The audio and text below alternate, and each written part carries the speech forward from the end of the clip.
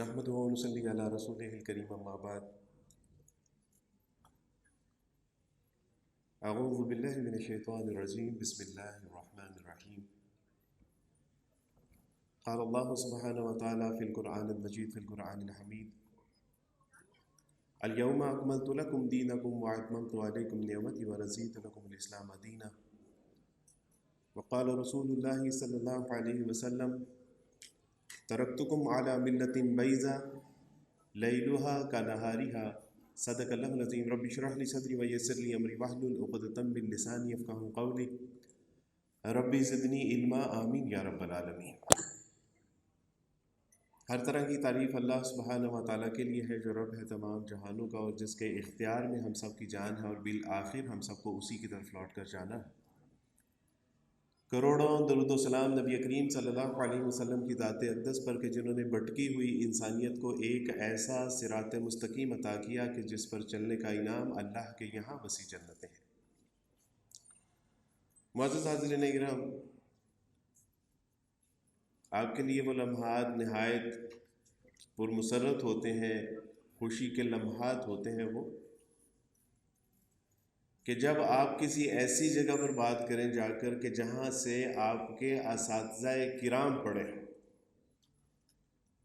یعنی کل کو جب آپ کسی ایسے مقام پہ جا کے ایسے ہی ڈائس پہ کھڑے ہوں اور آپ کو پتہ چلے کہ جن سے ہم نے سیکھا ہے، یہ روح قرآن جن سے ہمیں میسر آئی ہے، افکار و نظریات دین اسلام کا ایک تصور، جامع تصور جن سے آپ نے پڑھا ہو اور آپ کو یہ پتہ چلے کہ ہمارے وہ استاد اسی درسگاہ سے فارغ التحصیل تھے، تو بہرحال آپ کے لیے ایک اعزاز کی بات ہوتی ہے۔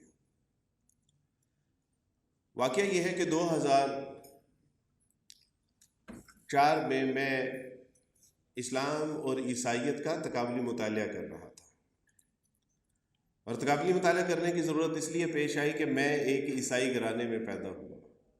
زندگی کی 19 بہاریں دیکھنے کے بعد اللہ سبحانہ و تعالیٰ نے دل میں یہ احساس پیدا کیا کہ تو کیوں پیدا کیا گیا ہے، what is the purpose of your life؟ اور یہی سوال میں اپنے پریسٹ سے پوچھنے کے لیے گیا کہ سر I want to know what is the purpose of my life. So that's very simple. You should die for Jesus, you should live for Jesus. یہ تو بالکل سمپل ہے کہ تیری زندگی کا مقصد یہ ہے کہ تجھے مسیح کے لیے جینا ہے، مسیح کے لیے مرنا ہے، مسیح کے لیے پوری دنیا میں اس کی مصلوبیت کا پیغام پہنچانا ہے۔ Jesus is the son of Lord، یہ پیغام پوری دنیا تک پہنچانا ہے۔ This is the purpose of your life۔ اس میں مشکل کیا ہے؟ اور اس دن سے میری زندگی کا جو ایک مقصد تھا وہ یہ تھا کہ اب مجھے ایک اچھا سچا پکا مسیحی بننا ہے۔ تو میں نے ان سے کہا کہ سر اس کے لیے مجھے کیا کرنا ہوگا؟ اس نے کہا کہ اس کے لیے اب مسیحی تعلیمات کے رنگ میں رنگنا ہوگا آپ کو۔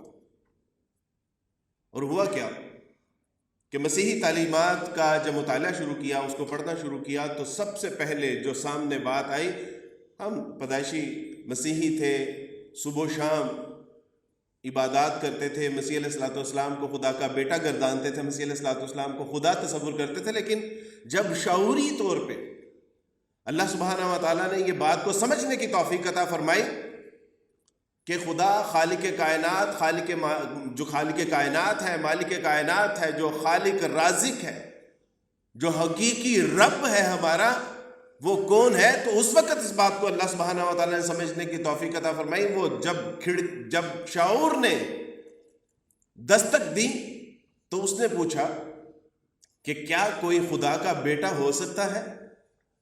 کیا کوئی خدا کے سوا بھی خدا ہو سکتا ہے؟ کیا جو تثلیث کا تصور ہے مسیحیت میں، کیا ممکن ہے کہ ایک خدا میں 3 شخص ہوں، یعنی باپ، بیٹے اور روح القدس؟ تو اللہ سبحانہ و تعالیٰ نے وہ 2-2-4 کی طرح جب بات کو سمجھنے کی توفیق عطا فرمائی۔ عیسائیت کا عقیدہ ہم روزانہ دعا کرتے تھے، لیکن جب شعور آیا تو وہی اس روز جب دعا کی اور دعا کے اختتام پہ ہم یہ کہتے تھے کہ اے خدا، ہم جو کچھ مانگتے ہیں تیرے پیارے بیٹے یسوع مسیح کے وسیلے سے مانگتے ہیں، تو ایک دم سے کلک ہوا کہ how it's possible Jesus son of God, how is possible,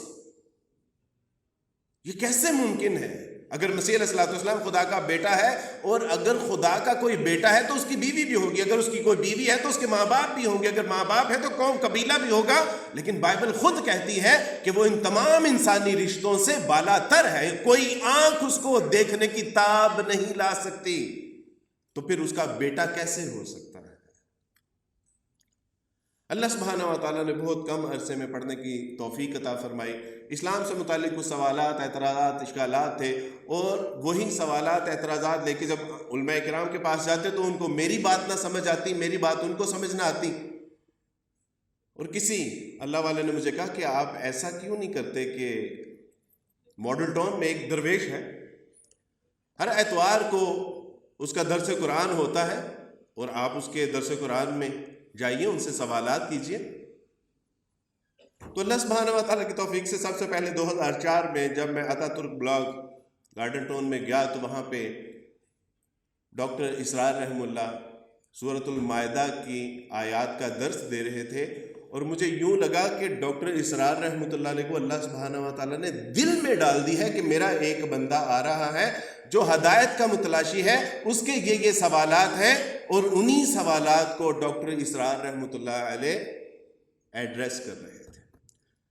Iqbal کہتے ہیں کہ افلاک سے آتا ہے نالوں کا جواب آخر، اٹھتے ہیں حجاب آخر، کرتے ہیں ہتاب آخر. جب بندہ مومن کے دل میں جب ایک جستجو پیدا ہوتی ہے، جب تڑپ پیدا ہوتی ہے، جب طلب پیدا ہوتی ہے، تو اللہ سبحانہ و تعالیٰ اس کے سوالات کے جوابات دینا شروع کر دیتے ہیں. اور اللہ سبحانہ و تعالیٰ نے بہت جلدی ڈاکٹر اسرار رحمہ اللہ سے ملاقات ہوئی، ان کے بیانات سننے کا موقع ملا. اور میں درس ختم ہونے کے بعد ڈاکٹر صاحب فوراً چلے گئے، اور میں وہیں قرآن اکیڈمی گیا، اور قرآن اکیڈمی جانے کے بعد اوان صاحب ہوا کرتے تھے ڈاکٹر صاحب کے سیکرٹری، ان سے میں نے کہا کہ ڈاکٹر صاحب سے ملاقات کرنی ہے. انہوں نے کہا کہ ابھی آپ کی ملاقات نہیں ہو سکتی. میں نے کہا کہ آپ ان سے کہیں کہ ایک عیسائی آیا ہے، ایک مسیحی ہے، کرسچن ہے، and he want to ask some question about قرآن.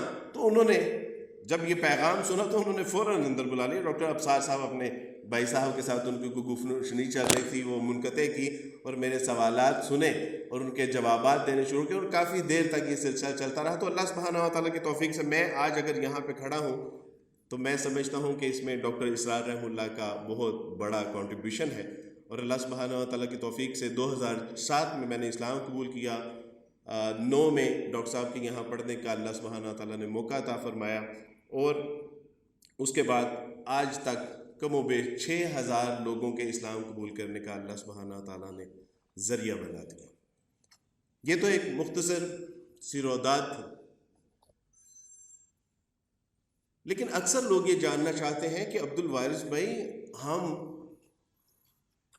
مسلمان کے گھر میں پیدا ہوئے ہیں، مسلمان ماحول میں پیدا ہوتے ہیں، مسلمان ماحول میں رہتے ہیں، قرآن کو پڑھتے ہیں، حدیث کو پڑھتے ہیں، سیرت رسول صلی اللہ علیہ وسلم کو پڑھتے ہیں، مسجدوں میں آتے ہیں، جاتے ہیں، لیکن وہ کون سی چیز ہے کہ جس نے آپ کو اتنا انسپائر کیا کہ آپ اپنی ایک لش لائف چھوڑ کے اسلام کی طرف آ گئے؟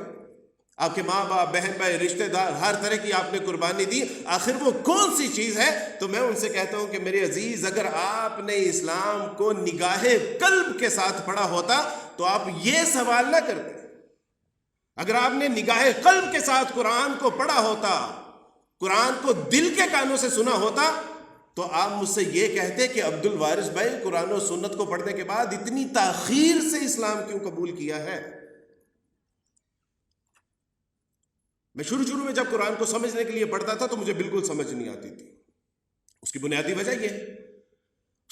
وجہ یہ ہے کہ قرآن اس لیے سمجھ نہیں آتا تھا کہ میرا اس کے ساتھ کوئی واسطہ ہی نہیں تھا. میں ڈائریکٹ اس کا ترجمہ پڑھتا تھا اور بالکل سمجھ نہیں آتی تھی. آپ تو خوش نصیب لوگ کہ جو مسلمان کے گھروں میں پیدا ہوتے ہیں، ماں کی لوریوں میں معوذتین آپ پہ پڑھ کے پھونکا جاتا ہے، درود و سلام پڑھ کے پھونکا جاتا ہے، رسول اللہ صلی اللہ علیہ وسلم کی احادیث، آپ کی سیرت طیبہ آپ کو پڑھ کر سنائی جاتی ہے کہانیوں کے طور پہ.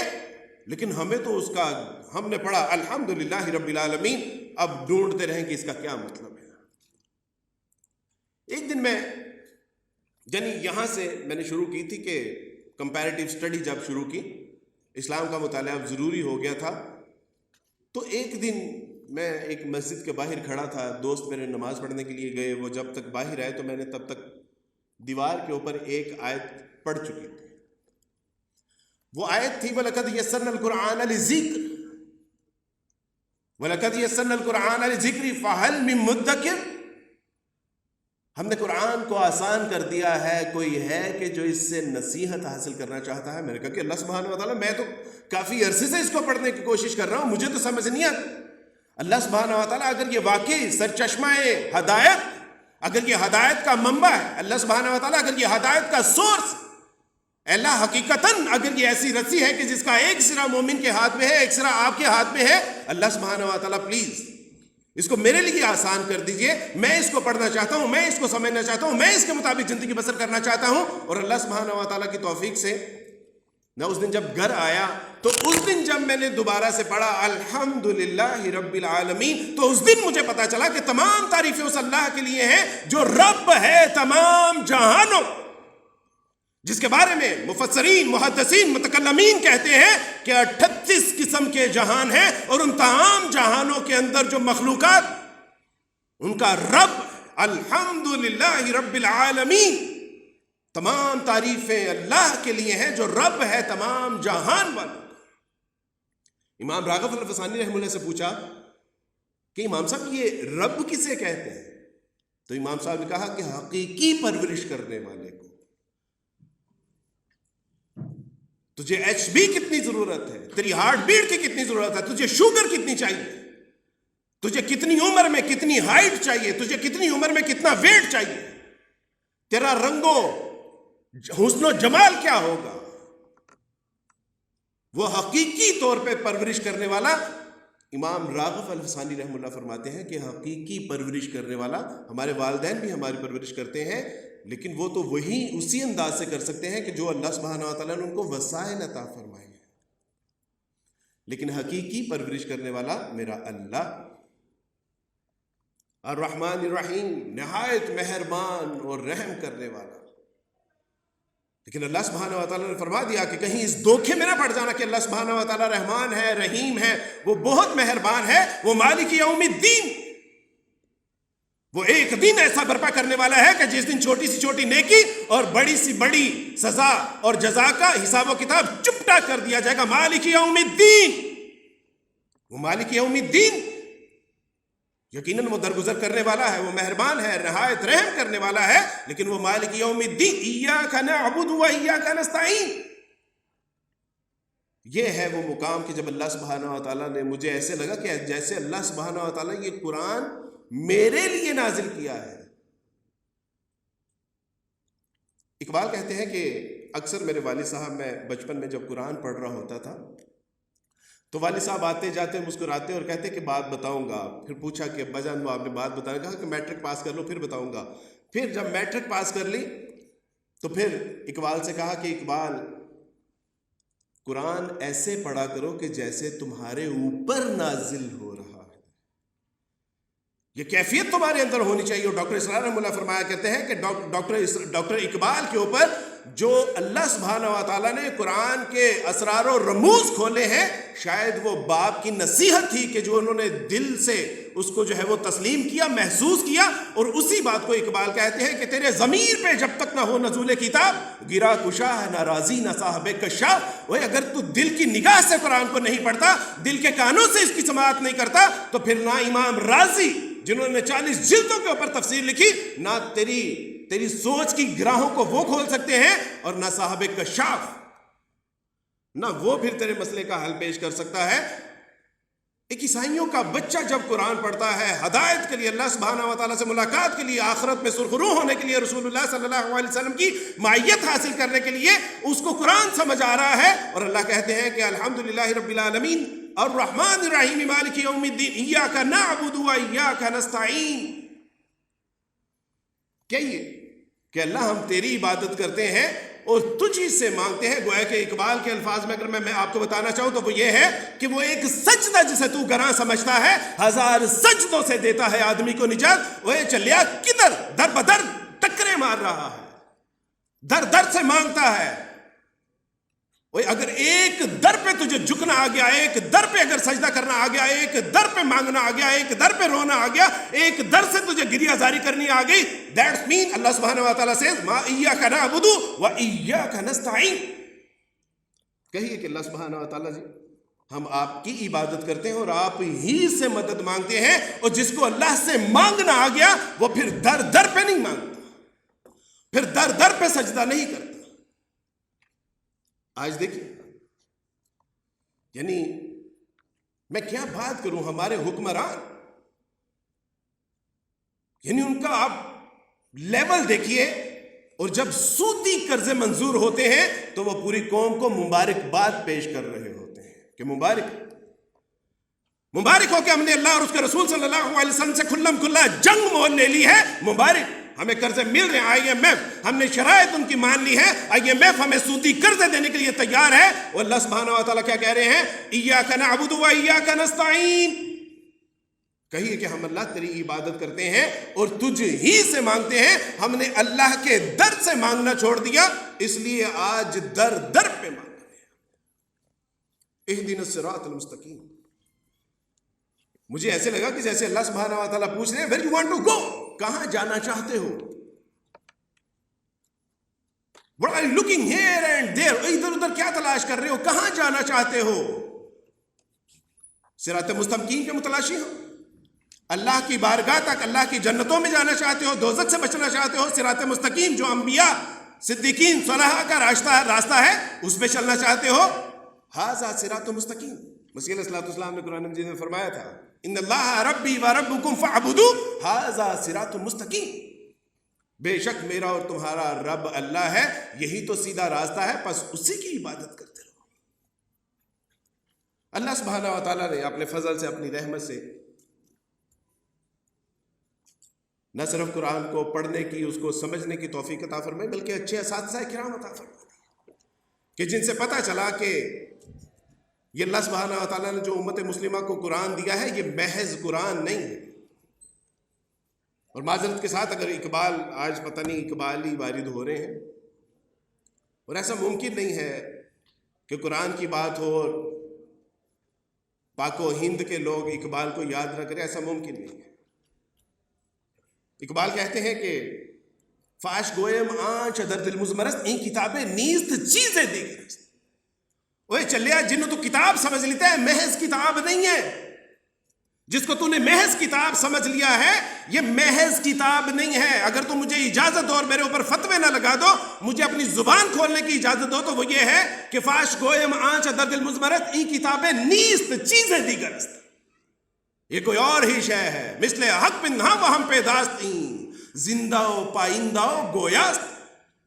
یہ تو ذاتی باری تعالیٰ کی تجلی کی مانند ہے، اور اس سے باتیں کرو تو یہ باتوں کا جواب بھی دیتی ہے۔ اے مسلمان ذرا اپنی زندگی کے مسائل پوچھ تو صحیح کہ ہیں آج کیوں ذلیل کے کل تک نہ تھی پسند، گستاخی فرشتہ ہماری جناب میں، اور اس سے پوچھ تو صحیح کہ آج پورے عالم میں تیرا مذاق کیوں اڑایا جاتا ہے، آج پوچھ تو صحیح کہ فلسطین اور غزہ کے اندر ہمارے ہی بچوں کے اوپر بم کیوں گرائے جا رہے ہیں، ذرا پوچھ تو صحیح کہ برما کے اندر ہماری ماؤں بہنوں بیٹیوں کی عزت لوٹی جاتی ہے اور سوشل میڈیا کے اوپر خبر تک نہیں آتی، کبھی پوچھ تو صحیح کہ کشمیر کے اندر اگر ہماری ماؤں بہنوں بیٹیوں کو کاٹا جا رہا ہے، جوانوں کو اور بوڑھوں کو روندا جا رہا ہے، what is the problem with us؟ آخر مسئلہ ہے کیا؟ اقبال کہتے ہیں ذرا پوچھ تو پھر تجھے اللہ سبحانہ و تعالیٰ بتائے گا کہ تیری ذلت اور رسوائی کا اصل سبب کیا ہے۔ خوار از مہجوری قرآن شدی، شکوہ سنجے گردش دوران شدی، تیری ذلت اور رسوائی کی اصل داستان اس لیے رقم کی گئی ہے کہ تو نے اس کتاب اللہ کو چھوڑ دیا۔ اقبال کہتے ہیں کہ یہ تو محض کتاب ہے ہی نہیں، یہ تو زمانوں کے عروج کے لیے اللہ سبحانہ و تعالیٰ نے ایک نسخہ اکسیر عطا فرمایا تھا، اور آج اگر ہو بھی رہے تو ہم نے اس قرآن کو محض اس لیے کہ چلے مردے کی جان نہیں نکل رہی اور اس کے سرحانے کے اوپر جو ہے وہ ہم سورہ یاسین کی تلاوت کر لیتے ہیں۔ بیٹی کے شادی کے وقت سلوٹ اور گھسوٹ کے جو سارے معاملات کے پیش نظر شادی ہو رہی ہے، اور اس کی رخصتی کے وقت اس کے سر کے اوپر جو ہے وہ اس قرآن کو رکھ دیا جاتا ہے، یا زیادہ سے زیادہ جن اور آسیب کو بھگانے کے لیے جو ہے وہ اس کو پڑھ لیا جاتا ہے۔ اس سے زیادہ تو ہم نے اس سے کوئی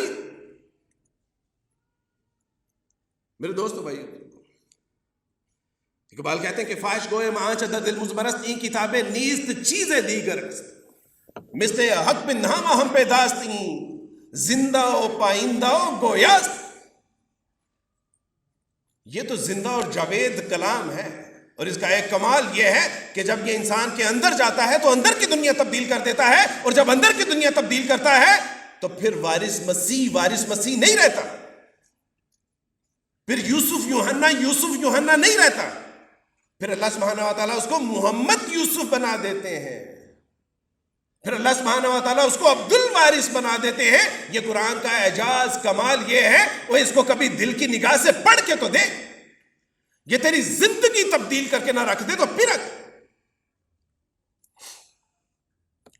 اور اقبال نے کیا خوب کہا، اقبال نے کہا کہ ہر کوئی مست میں ذوق تن آسانی ہے، یہ مسلمان ہے، یہ انداز مسلمانی ہے، حیدری فقر ہے نہ دولت عثمانی ہے، تجھ کو اسلاف سے کیا نسبت روحانی ہے، وہ زمانے میں معزز تھے مسلمان ہو کر اور تم خوار ہوئے تاریک قرآن ہو کر. واللہ یہ تو ایک زندگی ہے. اگر اللہ سبحانہ و تعالیٰ مجھے 1000 زندگیاں بھی عطا فرمائیں گے نا تو یہی باتیں کرتے کرتے اللہ کے ہاں پہنچ جاؤں. مجھے دکھ اس بات کا ہے کہ اگر اس قرآن کو اللہ سبحانہ و تعالیٰ نے ایک عیسائیوں کے بچے کے اوپر کھول دیا ہے تو آج میرا جوان اس سے محروم کیوں ہے؟ آج میرا جوان پوچھتا ہے کہ عبد الوارث بھائی یہ آپ کن دقیانوسی باتوں میں پڑے ہوئے ہیں؟ آج سائنس کی بات کریں، آج ٹیکنالوجی کی بات کریں، آج فلسفے کی بات کریں، آج حکمت اور دانائی کی بات کریں. اور میرے عزیز، اس سے حکمت اور دانائی کی بات اور ہوتی تو اللہ کی قسم میں وہ آپ کو بتاتا.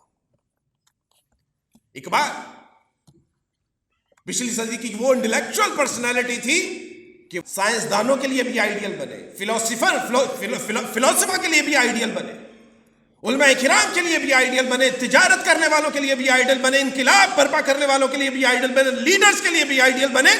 اگر اقبال کے پیش نظر اگر یہ قرآن ہی رہا اور اس کی گفتگو کا منبع نذیر نیازی رحمۃ اللہ علیہ اقبال کہتے ہیں کہ اقبال اس سے پہلے جو خودی کا فلسفہ تھا وہ ایگو تک محدود تھا اور وہ انا تھی، لیکن اقبال نے جو خودی کا فلسفہ دیا ہے وہ کوئی اور ہی شے ہے. نذیر نیازی نے کہا کہ اقبال آپ نے جو خودی کا فلسفہ لیا ہے یہ کہاں سے ڈرائیو کیا ہے آپ نے؟ اقبال نے کہا کہ اچھا کل آپ گھر آئیے گا.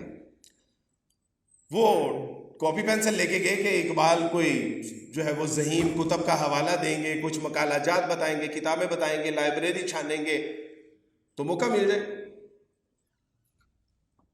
اقبال نے کہا کہ یہ ذرا قرآن مجید نکالے تو نذیر نیازی کہتے ہیں کہ جب قرآن مجید کی میں نے کہا کہ یہ تو میں نے سارا پڑھا ہوا ہے،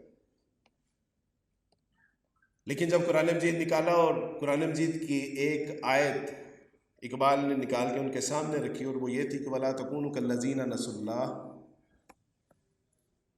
دیکھو ایسے لوگوں میں سے نہ ہو جانا کہ جنہوں نے اللہ کو بلا دیا، فَأَنْسَاهُمْ أَنفُسَهُمْ فَأُولَٰئِكَ هُمُ الْفَاسِقُونَ.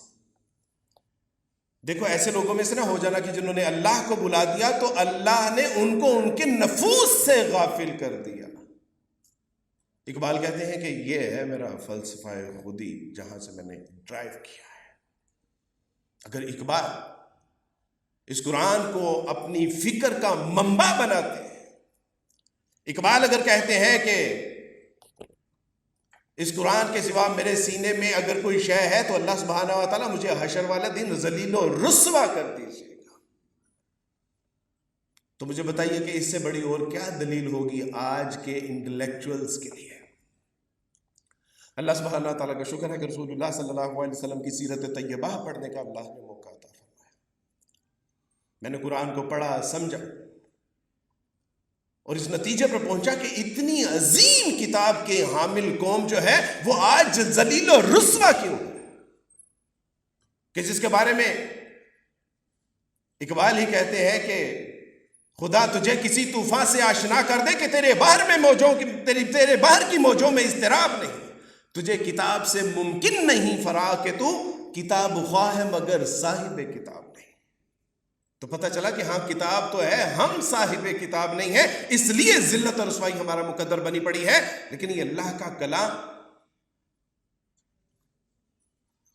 رسول اللہ صلی اللہ علیہ وسلم کی سیرت کا مطالعہ. ہم جب عیسائی تھے تو اس زمانہ عیسائیت میں عجیب و غریب افکار و نظریات رسول اللہ صلی اللہ علیہ وسلم کے بارے میں بتائے جاتے تھے. بتایا جاتا تھا دیر واز فائنڈ می بٹی، 5 لوگوں کا ایک گروہ تھا. محمد صلی اللہ علیہ وسلم، ورقہ بن نوفل، خدیجہ رضی اللہ تعالیٰ عنہ، علی رضی اللہ تعالیٰ عنہ، ابو بکر صدیق رضی اللہ. کہا کہ یہ 5 لوگوں کا گروہ تھا. علی رضی اللہ تعالیٰ عنہ، ابو بکر صدیق علاقائی کہانیاں اکٹھی کر کے لاتے تھے. ورقہ بن نوفل تورات اور زبور اور انجیل کے ماہر تھے، وہ وہاں سے کچھ دیتے. محمد صلی اللہ علیہ وسلم میڈیٹیشن کر کے، غور و فکر کر کے ایک مجموعہ تیار کیا جس کو یہ قرآن کہتے ہیں.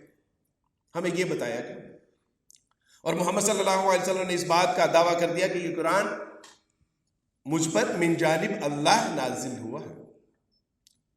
رسول اللہ صلی اللہ علیہ وسلم کے بارے میں عجیب و غریب افکار و نظریات. لیکن جب رسول اللہ صلی اللہ علیہ وسلم کی سیرت طیبہ پڑھنے کا موقع ملا تو واللہ دل اشک کر اٹھا. اور اگر میں رسول اللہ صلی اللہ علیہ وسلم کی سیرت طیبہ کا خلاصہ ایک جملے میں عرض کروں تو وہ یہ ہے کہ زندگیاں ختم ہوئیں اور قلم ٹوٹ گئے، تیرے اوصاف کا ایک باب بھی پورا نہ ہوا. رسول اللہ صلی اللہ علیہ وسلم کے احسانات کے نیچے مسلمان کا بال نہیں بلکہ نوح انسانیت رسول اللہ صلی اللہ علیہ وسلم کے احسانات کے نیچے دبی ہے. آج اگر عورت عزت کے ساتھ معاشرے میں جی رہی ہے، آج اگر بیٹی کی حیثیت سے اسے عزت مل رہی ہے، آج بیوی کی حیثیت سے اگر اس کو عزت میسر ہے، آج اگر ماں کی حیثیت سے اس کے قدموں کے نیچے جنت ہے، تو یہ رسول اللہ صلی اللہ علیہ وسلم کی مرہون منت. ہمیں پوچھتے ہیں کہ عبد الوارث بھائی what problem with your woman؟ ہم جب ان سے ایسے ہاتھ ملاتے ہیں تو وہ آگے سے ایسے کر لیتے ہیں. میں نے کہا ملکہ الزبتھ سے کوئی ہاتھ اگر ملائے ہوں تو وہ تو ملکہ الزبتھ. تو میں نے ان سے کہا کہ وہ ملکہ الزبتھ ہے، ہمارے گھر کی ہر ماں، ہر بہن، ہر بیٹی ہمارے گھروں کی رانیاں ہیں، شہزادیاں ہیں، ملکہ. یہ رسول اللہ صلی اللہ علیہ وسلم نے عورت کو عزت عطا فرمائی ہے، وگرنہ میں اور آپ جانتے ہیں کہ رسول اللہ صلی اللہ علیہ وسلم سے کب اسی عورت کو زندہ درگور کر دیا جاتا تھا، اسی عورت کو ماتھے کی کلک سمجھا جاتا تھا، اسی عورت کو اپنے لیے بدنامی کا باعث سمجھا جاتا تھا. لیکن رسول اللہ صلی اللہ علیہ وسلم کیا فرمایا کہ اگر بیٹی تو دوزخ کے اندر تمہارے لیے آگ بنا دی گئی ہے، اگر بیوی ہے تو تمہارے ایمان کی تکمیل کا ذریعہ بنا دی گئی ہے، اور اگر ماں ہے، اگر بچہ پیدا کرتے ہوئے یہ مر گئی تو اس کے قدم سیدھے جنت میں، اور اگر یہ بچ گئی تو جنت سیدھی اس کے قدموں میں. یہ رسول اللہ صلی اللہ علیہ وسلم نے عورت کو یہ مقام و مرتبہ عطا فرمایا. اور میں آپ سے عرض کرتا ہوں کہ یہ صرف رسول اللہ صلی اللہ علیہ وسلم نے مسلمان خواتین کو نہیں بلکہ نوع انسانی کی خواتین اور مرد اور غلام اور لونڈی اور بچے اور تاجر، جوان، حکمران، سپاہی سالار، یعنی کون سا ایسا شخص ہے کہ جس کے اوپر رسول اللہ صلی اللہ علیہ وسلم کا احسان نہیں ہے؟ ہاں مانے نہیں، یہ ایک الگ بات ہے. اللہ سبحانہ و تعالیٰ کی توفیق سے قرآن کو پڑھا، سمجھا، رسول اللہ صلی اللہ علیہ وسلم کی سیرت طیبہ کا مطالعہ کیا، اور رسول اللہ صلی اللہ علیہ وسلم کی سیرت طیبہ کا مطالعہ کرنے کے بعد دبئی میں کام کرتا تھا، ڈرائیور کا کام تھا، انسپیکٹرائزیشن بھی ملی. لیکن اب یہ سب مجھے ایسے لگ رہا تھا جیسے میں اپنا وقت ضائع کر رہا ہوں. اسلام قبول کر لیا، اسلام قبول کرنے کے بعد اب یہی دن تھی کہ میں اس پیغام عظیم کو اپنے خاندان کے لوگوں تک کیسے پہنچا سکتا. وہ کون سا لمحہ ہو کہ میں اڑ کے پاکستان جاؤں اور سب سے پہلے میں اپنے ماں باپ، بہن بھائی، رشتے داروں کو دعوت دوں، اس کے بعد اپنے علاقے والے لوگوں کو دعوت دوں، اس کے بعد تمام عیسائیوں کو دعوت دوں. وہ کون سا ایسا وقت آئے اور اللہ سبحانہ و تعالیٰ نے کہا کہ یہ ڈائمنڈ، یہ سونے کا کام، یہ ہیرے جواہرات، اللہ سبحانہ و تعالیٰ نے مجھے انسانوں کو ہیرا بنانے کا فن سکھایا، اور میں آج تک 6000 غیر مسلموں کو اسلام قبول کرنے میں ابھی صرف کامیاب ہو سکا ہوں. اس کی بنیادی وجہ یہ ہے کہ ابھی 4.25 ارب لوگ باقی ہیں جن تک ہم نے پیغام اسلام پہنچانا ہے. آج کا جو یہاں پر آنے کا ایک مقصد تھا، اس میں ایک تو آپ سے گزارشات یہ کرنی تھی کہ اللہ سبحانہ و تعالیٰ کی توفیق سے ہم نے سب کچھ پڑھا، ہم نے سائنس بھی پڑھی، ٹیکنالوجی بھی پڑھی، ہم نے فلسفہ بھی پڑھا، ہم نے تمام دنیا کے علوم و فنون پڑھ لی، اگر نہیں پڑھا تو قرآن نہیں پڑھا۔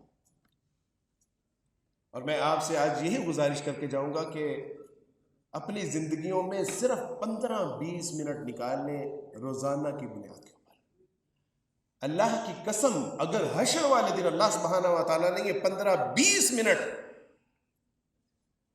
آپ کے قیمتی نہ بنا دیا اور اس کے عوض آپ کو کامیابی اور کامرانی سے ہمکنار نہ کیا، میرا گریبان ہوگا اور آپ کا ہاتھ ہوگا۔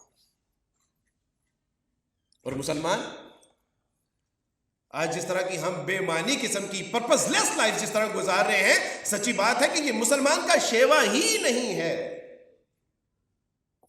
مسلمان کو تو اللہ سبحانہ و تعالیٰ کہتے ہیں کہ تمہیں تو بھیجا ہی اس لیے تھا کہ تم لوگوں کی رشد و ہدایت کا سامان کرتا۔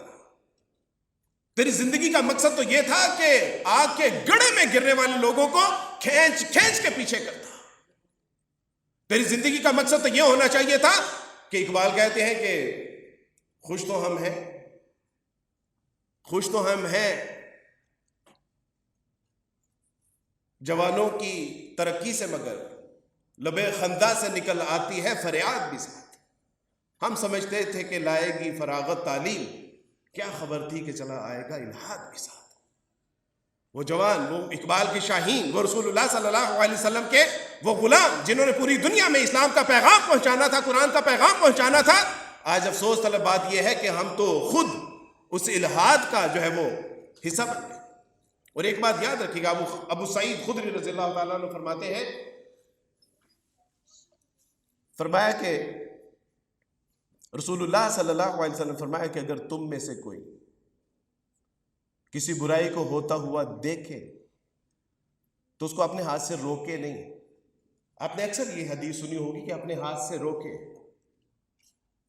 جبکہ علماء کرام نے اس کی تفسیر کی ہے کہ اس کو ہاتھ سے بدل دے۔ رسول اللہ صلی اللہ علیہ وسلم فرمایا کہ اگر کسی کے پاس اتنی استطاعت بھی نہیں ہے کہ وہ اس نے اپنے ہاتھ سے نیک گناہ کو اچھائی سے بدل دے، تو پھر اپنی زبان سے اس برائی کو بدل دے۔ اور اگر یہ بھی نہیں کر سکتا نا، تو پھر اس کو چاہیے کہ وہ اپنے دل میں اس کو برا جانے، اور یہ ایمان کا سب سے کم تر درجہ۔ آج ہمارے معاشرے میں کیا الہاد نہیں ہے، کیا سیکولرزم نہیں ہے، کیا لبرلزم نہیں ہے، کیا اسلام کا مذاق نہیں اڑایا جا رہا، کیا اللہ اور اس کے رسول کا مذاق نہیں اڑایا جا رہا، کیا قرآن کا مذاق نہیں اڑایا جا رہا، کیا امت مسلمہ کا مذاق نہیں اڑایا جا رہا؟ کیا یہی ہماری مسلمانی ہے؟ فلسطین میں، کشمیر میں، برما میں، غزہ میں جس طرح مسلمانوں کو گاجر اور مولی کی طرح کاٹ کے ان کا پانی کی طرح خون بہا دیا گیا، اور ہم بے شرموں کی طرح میکڈونلڈ کے اوپر، KFC کے اوپر بیٹھ کے پیپسی اور کوک سے مزے اڑا رہے ہوتے ہیں۔ کیا یہی ہمارا اسلام سکھاتا ہے؟ کیا یہی ہمارا مذہب سکھاتا ہے؟ کیا یہی رسول اللہ صلی اللہ علیہ وسلم سے وفاداری کا تقاضا ہے؟ آج پوچھتے ہیں فلسطین کے بچے کہ آئین امت مسلمہ، وہ امت مسلمہ کہاں پہ ہے؟ وہ جو غیور ہوتی، وہ جس کے اندر غیرت ہوتی ہے، وہ جس کے اندر ایمان ہوتا ہے، وہ جو نہ ڈر ہوتا ہے، جو بے خوف ہوتا ہے، آئین امت مسلمہ۔ مجھے بتائیے کہ کیا آج ہمارے ذمے نہیں ہے کہ اگر کم سے کم یہ درجہ تو ہو کہ ہم نے اسرائیل کی پروڈکٹ کا بائیکاٹ کرنا ہے؟ کیا ہم اس درجے کے مسلمان بھی نہیں ہیں؟ میرے دوستو، بھائیو، بزرگوں،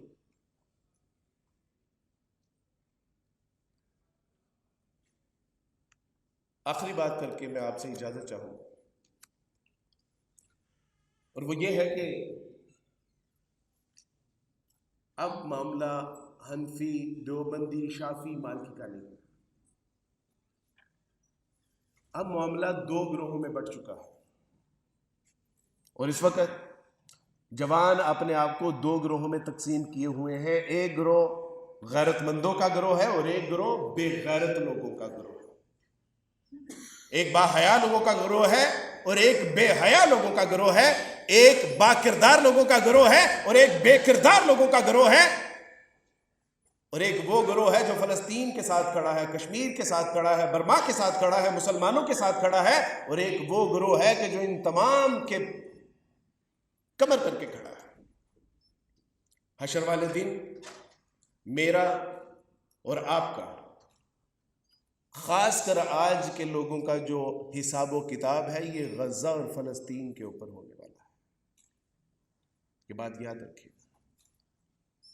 باقی اللہ سبحانہ و تعالیٰ سے دعا ہے کہ اللہ سبحانہ و تعالیٰ ہمیں یہ جو پیغام قرآن دل کے کانوں سے اور دل کی نگاہوں سے پڑھ کے اس کو سمجھنے کی توفیق عطا فرمائے۔ اللہ سبحانہ و تعالیٰ مجھے اور آپ کو ایک سچا پکا حامل قرآن اور مسلمان بنائے۔ وآخر دعوانا ان الحمدللہ رب العالمین۔ دیکھیں ڈاکٹر عبدالصبی صاحب، ڈاکٹر اسرار صاحب اور ایسی بے شمار شخصیات ہیں، یہ ہمارے لیے ایک آئیڈیل رول ماڈل ہے۔ اس کے علاوہ اور کئی ایسی، یعنی میں آپ کو ایگزامپلز دے سکتا ہوں، اور ایسا نہیں ہے، یہ ہمارے ہاں ایک میتھ شاید بنائی گئی ہے، یا ہم نے خود ہی جو ہے وہ اس کو سیلف ڈیولپ کیا ہے کہ جب ہم دین کی طرف آئیں گے تو شاید ہم فاقوں میں مبتلا کر دیے جائیں گے۔ جب ہم قرآن و سنت پڑھنا، پڑھانا، سیکھنا، سکھانا شروع کریں گے تو شاید ہم مارکیٹ میں کوئی بزنس نہیں کر سکتے۔ تو یہ اپنے ذہن سے نکال دیجئے۔ اگر آپ ایک اچھے انجینئر بننا چاہتے ہیں تو قرآن و سنت پڑھنے کے بعد ایک آپ اچھے انجینئر ہوں گے جو لوگوں کے لیے باعث نفع ہوں گے۔ اگر آپ ایک اچھے ڈاکٹر بننا چاہتے ہیں تو قرآن و سنت کا جب ساتھ مطالعہ کریں گے تو لوگوں کو محض آپ بیماریوں سے آشنا نہیں کریں گے بلکہ روحانی بیماریوں کا علاج بھی بتائیں گے کہ بیٹا 5 وقت وضو کے ساتھ تمہارے جو ہے وہ معاملات کیسے حل ہوں گے، قرآن کی کون سی آیات تمہیں ایڈریس کرتی ہیں، کون سی قرآن کی آیات سے تمہیں حوصلہ ملتا ہے۔ اس وقت پوری دنیا میں جو سب سے زیادہ بیماری پائی جاتی ہے وہ سٹریس کی ہے، اسی سبب پوری دنیا میں سب سے زیادہ بکنے والی دوا بھی سٹریس کی ہے، اور اس کا علاج قرآن بتاتا ہے، الا بذکر اللہ تطمئن القلوب۔ دیجئے ساتھ اپنی میڈیسن بھی دیجئے، ساتھ ان کا علاج بھی کیجئے۔ تو یہ بالکل اپنے ذہنوں سے نکال دیجئے کہ آپ قرآن و سنت پڑھیں گے، پڑھائیں گے، سیکھیں گے، سکھائیں گے، آپ جو ہے وہ ممبر پہ خطبہ بھی دے رہے ہوں گے، ساتھ میں آپ اپنا کلینک بھی چلا رہے ہوں گے، تو اس سے شاید کوئی فرق پڑے گا، اس سے انشاءاللہ برکت آئے گی اور آپ ایک اچھے انجینئر، اچھے ڈاکٹر، اچھے اسکالر، اچھے فلاسفر بنیں گے۔ میں جب کام کرتا تھا تو میں صرف کام کرتا تھا، خوب پیسے کماتا تھا۔ جیسے میں نے عرض کی کہ میں گولڈ سمتھ تھا، خوب پیسے کماتا تھا، لیکن صرف پیسے کماتا تھا اور کام کرتا تھا۔ لیکن جب میں نے قرآن و سنت کو پڑھا، اس کو سیکھا، اس کو پھیلا رہا ہوں، آج میرے 4 طرح کے کاروبار ہیں، ساتھ میں دین کا کام کر رہا ہوں۔ Can you imagine about this? تو اس لیے اس میں میرا خیال ہے پریشان ہونے کی ضرورت نہیں ہے۔ سر اگلا سوال ہے، ایک مسلمان جس کو ماضی گاڈ سے کلمہ ملا ہو، وہ دین کو فور گرانٹیڈ لیتا ہے، اس کو کیسے دین کی اہمیت سمجھائی جائے؟ بس یہ جو ابھی کر رہے ہیں، میرا خیال ہے اس کو دین کی اہمیت سمجھانے کے حوالے سے ہم نے بات کی ہے کہ اس پہ ایک تو یہ ہے کہ اپنے دین کو پڑھیے۔ جب تک آپ اپنے دین کو پڑھیں گے نہیں، سمجھیں گے نہیں، اس کی اہمیت واضح نہیں ہوگی، اور جب اس کو پڑھیں گے، سمجھیں گے، دوسروں کے ساتھ کمپیئر کریں گے، تب جا کے آپ کو پتہ چلے گا کہ اللہ سبحانہ و تعالیٰ کی کتنی نعمتیں نایاب ہے کہ جو ہمارے پاس ہے، لیکن ہم نے کبھی اس کو جو ہے وہ مال مفت دل بے رحم والا معاملہ ہے۔ تو سچی بات ہے کہ جیسے جیسے آپ قرآن و سنت کو پڑھیں گے اور یہ آپ کے دل میں جب گر کریں گے، اس سے جو سکون، راحت و آرام ملے گا، اس سے جو اللہ کا قرب حاصل ہوگا، اس سے اپنے اسلاف کی جو ہے وہ آپ کو ایک تاریخ پتہ چلے گی، رسول اللہ صلی اللہ علیہ وسلم کی قربانیاں پتہ چلیں گی۔ اقبال رحم اللہ کی ایک خواہش تھی، اور وہ یہ تھی کہ کاش کہ کوئی اسلام قبول کرنے والوں کے حالات و واقعات کو ایک کتاب میں جمع کر دیں، کیونکہ اقبال کہتے ہیں میں جب بھی ان کو پڑھتا ہوں تو مجھے دین پہ رشک آتا ہے کہ اللہ نے جو نعمت انہوں نے لڑ جگڑ کے، قربانیاں دے کے حاصل کی، ہمیں اللہ نے وہ مفت میں دی ہے۔ تو ان کے واقعات پڑھیے، صحابہ اکرام کے واقعات پڑھیے جو انہوں نے قربانیاں دی ہیں، تو سچی بات ہے کہ رشک آتا ہے کہ جو بلال نے ماریں کھا کے، گرم ریت کے اوپر لیٹ کے، اپنے سینے پہ پتھر رکھ کے، چھال کی رسی گلے میں ڈال کے، لیکن پھر بھی اس کے اوپر جو ہے وہ ثابت قدمی کا مظاہرہ کیا، وہ کتنی نعمتیں، قیمتی نعمت متاع نایاب تھی کہ جس کے لیے وہ کہتے تھے کہ جان دے دی کہ دی ہوئی اسی کی ہے، حق تو یہ ہے کہ حق ادا نہ ہوا۔ تو اس کے بعد آپ کو بھی احساس ہوگا کہ یہ کتنی بڑی نعمت، لیکن اس کے لیے ضروری ہے کہ کچھ وقت نکال کے قرآن و سنت کے، قرآن میں ہو غوطہ زن مرد مسلمان، اللہ کرے تجھ کو عطا جدت کردار۔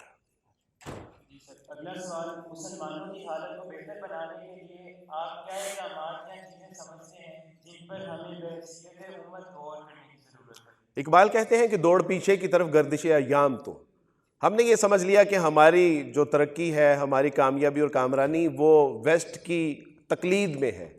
دراصل اقبال کہتے ہیں کہ اس بات کو خوب جان لو کہ جو بھی مغرب کی طرف جائے گا وہ ڈوب جائے گا۔ یہ سورج ہمیں پیغام دیتا ہے روزانہ کا۔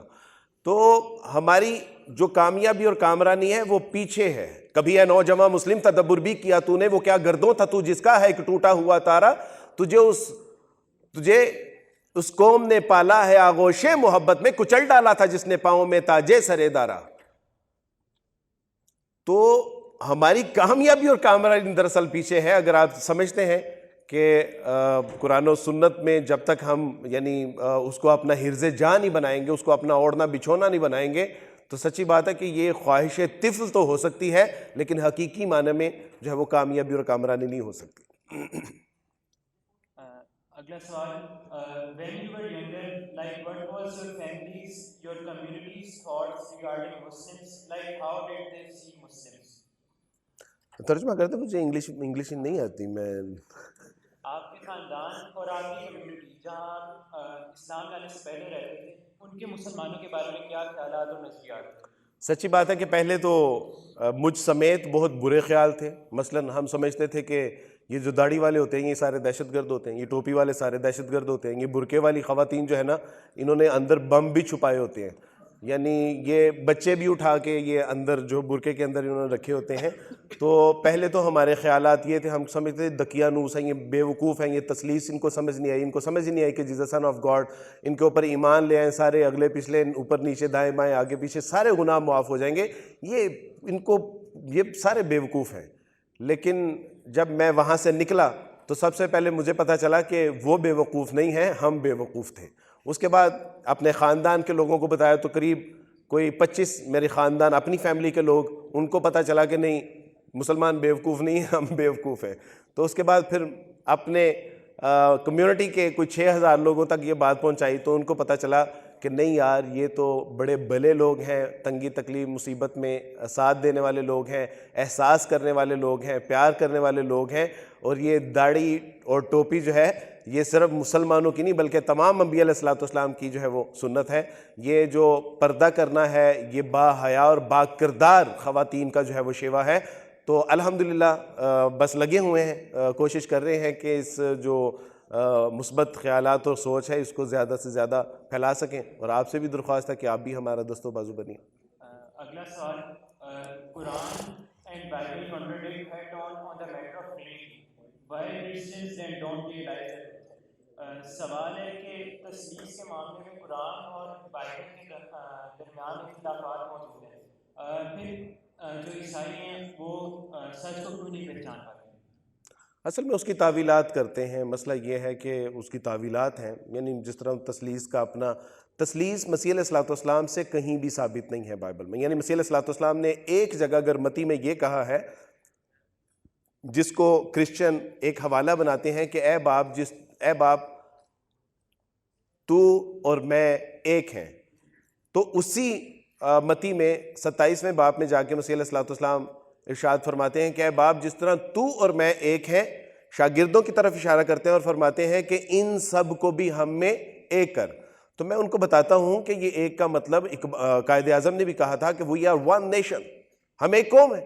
تو ایک قوم کا مطلب یہ تھوڑی نہ ہے کہ ہم سارے وحدت الوجود ہیں، ہم نظریے میں ایک ہیں، ہم مشن میں ایک ہیں، ہم سوچ میں ایک ہیں، ہم کردار میں، ہم جد و جہد میں، ہم محنت میں، قوم ملک ملت کی ترقی میں جو ہے وہ ایک ہے۔ تو اس کا مطلب یہ ہوتا ہے کہ اللہ کا جو مشن ہے اس میں ہم سب ایک ہیں۔ مسیح نے کہا کہ میں بھی اس میں ہوں، اور شاگردوں کو کہا کہ ان کو بھی ہم میں ایک کر۔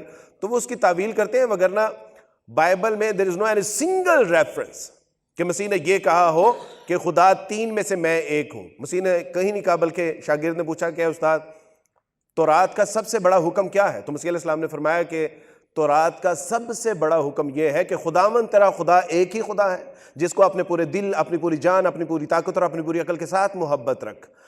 تورات میں موسیٰ علیہ السلام کو فرمایا کہ 10 کمانڈمنٹ میں پہلا حکم خدا کو ماننا، فقط اس کی بندگی اور اسی کو سجدہ کرنا۔ تورات میں ایک جگہ پر فرمایا کہ دیکھ تو کسی ایسی شے کی عبادت نہ کرنا کہ جو زمین کے نیچے ہو، زمین کے اوپر ہو یا آسمانوں میں ہو، خداوند تیرے خدا کے سوا۔ اب مجھے بتائیں کہ اس سے زیادہ وضاحت کے ساتھ توحید مسیح کیا بیان کریں، یا تورات زبور انجیل کیا بیان کریں؟ تو اس کی تعویل کرتے ہیں، اور قرآن نے تو سیدھا سیدھا کہہ دیا کہ یہ جو نظریہ پیش کرتے ہیں کیا ہی قریب ہے کہ آسمان پھٹ پڑے اور زمین جو ہے وہ شک کر دی جائے کہ جیسے یہ اپنی زبان سے کلمات نکالتے ہیں۔ اگلا سوال ہے، my question is that being the youth of this age and time, how can we actively participate in the progress of Islam all over the world? جبکہ دنیا میں اتنے فتنے ہیں تو ہم کیسے سیدھے راستے پر چلتے ہوئے اسلام کے لیے کام کر سکتے ہیں؟ حق کیا ہے؟ اس کے لیے پھر آپ کو میں یہی عرض کروں گا کہ جو صاحب ہدایت لوگ ہیں ان کی صحبت اختیار کیجئے۔ قرآن کو اپنے، رسول اللہ صلی اللہ علیہ وسلم کی حدیث ہے کہ جب دور فتن کا آغاز ہو تو قرآن و سنت کو اپنے دانتوں سے پکڑ لو۔ رسول اللہ صلی اللہ علیہ وسلم نے صالح صحبت اختیار کرنے کا حکم دیا۔ تو جب ان ساری چیزوں کا اہتمام کریں گے، نیک لوگوں کے ساتھ رہیں گے، تو نہ صرف یہ کہ آپ کو فتنہ اور فساد کا پتہ چل جائے گا، راہ حق کا پتہ چل جائے گا، بلکہ نہ صرف اس پہ چلنے والے بن جائیں گے بلکہ لوگوں کو بلانے والے بن جائیں گے اس کی طرف۔ لیکن اس کے لیے بہرحال آپ کو محنت کرنی پڑے گی۔ آخری سوال ہے، being a Muslim, how should we empower the basic rules in our lives and our society? مسلمان ہونے کی حیثیت سے ہم اسلام کے بیسک جو اصول ہیں ان کو اپنی زندگی اور اپنی سوسائٹی میں کس طرح سے لاگو کریں؟ اس کے لیے پھر یعنی یہ جو ہے نا علیکم جمع، نیک لوگوں کے ساتھ رہیں، جماعت کے ساتھ رہیں۔ عمر فاروق رضی اللہ عنہ تو ویسے فرماتے ہیں کہ لا اسلام الا بالجماع۔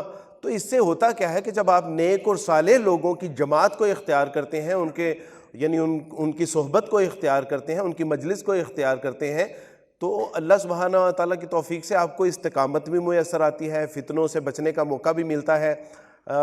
یہی پھر جو ہے وہ اسی معاملے میں جب آپ ترقی کرتے ہیں تو یہی ترقی پھر جو ہے وہ آپ کو نہ صرف اپنے اوپر اسلام کو نافذ کرنے کے مواقع میسر آتے ہیں، بلکہ ساتھ ساتھ پھر جو ہے وہ آپ اس کو دوسروں میں دعوت و تبلیغ بھی کرتے ہیں، اور اسی طرح سوسائٹی، اسی طرح معاشرے اور اسی طرح ملتیں معرض وجود میں آتی ہیں۔